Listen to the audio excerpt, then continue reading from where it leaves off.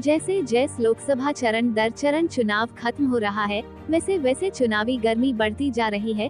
20 मई को 5वें चरण का चुनाव होना है। इसी को लेकर इंडिया गठबंधन के झांसी ललितपुर लोकसभा प्रत्याशी प्रदीप जैन और हमीरपुर के इंडिया गठबंधन के प्रत्याशी गजेंद्र सिंह के समर्थन में रैली का आयोजन हुआ, जिसमें कांग्रेस पार्टी के पूर्व अध्यक्ष राहुल गांधी और सपा के राष्ट्रीय अध्यक्ष पूर्व मुख्यमंत्री अखिलेश यादव उपस्थित रहे। अखिलेश ने भाजपा पर जमकर प्रहार किया। उन्होंने भाजपा पर जनता के साथ लूटखसोट करने और ठगने का आरोप लगाते हुए इंडिया गठबंधन प्रत्याशी को भारी मतों से विजयी बनाने और केंद्र में इंडिया गठबंधन की सरकार बनाने की अपील की। उन्होंने जनता को कई लुभावने वादे किए। जनसभा में उमड़ी भीड़ को देख गदगद हुए राहुल और अखिलेश। पूर्व मुख्यमंत्री अखिलेश यादव ने कहा कि यह चुनाव समुद्र मंथन की तरह है। एक तरफ बाबा साहब भीमराव अंबेडकर के संविधान को खत्म करने वाले और दूसरी तरफ बाबा साहब के संविधान को बचाने वाले लगे हैं। उन्होंने जनता से अपील करते हुए कहा कि बाबा साहब के संविधान को बचाना है, इसलिए इंडिया गठबंधन को जिताना है। उन्होंने कहा कि हर परिवार की एक महिला को साल के 1 लाख रुपए देंगे। जुलाई में सबके खातों में पैसा डाला जाएगा। किसानों को नरेंद्र मोदी ने जीएसटी लागू की काले कानून लाए, एमएसपी नहीं दी, बीमा नहीं दिया, जिसने बीजेपी का दर्द सहा है। 4 जून को हम हिंदुस्तान के गरीब किसानों का कर्जा माफ करने जा रहे हैं। जैसे यूपीए सरकार में किया था वैसे हम इंडिया गठबंधन में करेंगे। अदानी अंबानी को लेकर भाजपा को घेरा, कहा नया कानून हम बनाएंगे, बेरोजगारों को नौकरियां हम देंगे, करोड़ों युवाओं को लखपति बनाएंगे, करोड़ों युवाओं को रोजगार दिलाएंगे। झांसी की भाजपा ने बंद कर दी, हम जीएसटी को बदल देंगे, झांसी के रोजगार शुरू होंगे।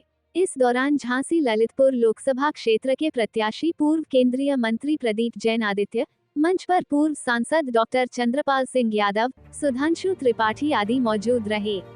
अमित कुमार साहू की रिपोर्ट। जब भी उत्तर प्रदेश में कोई परीक्षा हुई, इनका पेपर रद्द हो गया।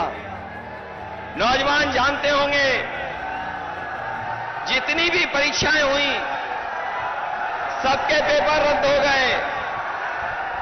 और पेपर एक परीक्षा का लीक नहीं हुआ था, जितनी परीक्षाएं हुई सबके पेपर लीक हो गए। बताओ पेपर लीक हुए कि नहीं हुए? याद रखना नौजवानों, आपकी नौकरी तो छीनी है।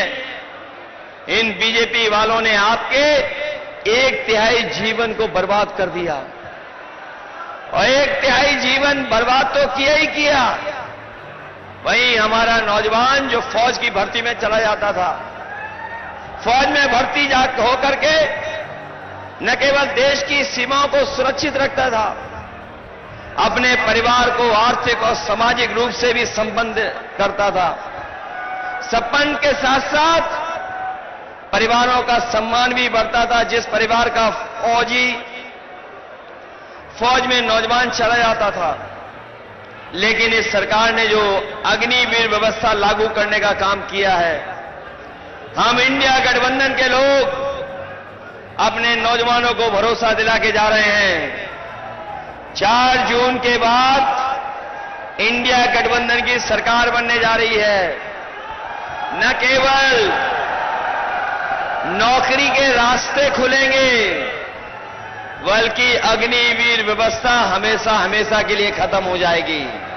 आज साधना भारती बताने के लिए आई है। 2009 में भी मैं झांसी में आई थी, जब प्रदीप जैन आदित्य जी अपना पहला चुनाव लड़ रहे थे लोकसभा का, और उसके बाद आज मैं बीच में भी जितने चुनाव हुए सब में मैं आई हूं। और आज एक बार फिर मुझे अपने झांसी के परिवार से सीधी बात करने का अवसर मिला है।